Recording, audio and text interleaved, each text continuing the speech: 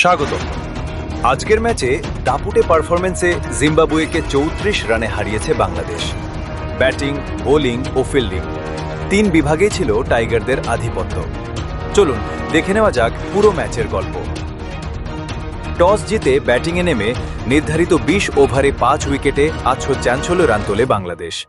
তানজিদ হাসান তামিম খেলেন ৫৮ রান, সাইফ হাসান করেন ৫৫ রান। শেষ দিকে মোহাম্মদ সাইফুদ্দিন মাত্র ১০ বলে অপরাজিত ৩১ রান করে দলকে বড় সংগ্রহ এনে দেন। জিম্বাবুয়ের হয়ে রিচার্ড অ্যানগারাভানেন ২ উইকেট। ১৮৮৭ রানের লক্ষ্য তাড়া করতে নেমে শুরুতেই চাপে পড়ে জিম্বাবুয়ে। রায়ান বার্ল করেন ২৯ রান, সিকান্দার রাজা খেলেন ২৮ রানের ইনিংস, ব্র্যাড ইভান্স করেন ২৫ রান। তবে নিয়মিত উইকেট হারিয়ে ১৯.৪ ওভারে ১৫ রানে অল আউট হয় জিম্বাবুয়ে। বাংলাদেশের বোলাররা দুর্দান্ত নিয়ন্ত্রণ দেখান। রিশাদ হোসেন নেন ৪ উইকেট, মেহেদী হাসান শিকার করেন ৩ উইকেট, সাইফ হাসান, সাইফুদ্দিন ও নাহিদ রানা নেন ১টি করে উইকেট। অলরাউন্ড নৈপুণ্যের জন্য মোহাম্মদ সাইফুদ্দিন নির্বাচিত হন ম্যান অফ দ্য ম্যাচ। শেষ ওভারে ঝড়ো ব্যাটিং এবং গুরুত্বপূর্ণ একটি উইকেট নিয়ে দলের জয়ে বড় অবদান রাখেন।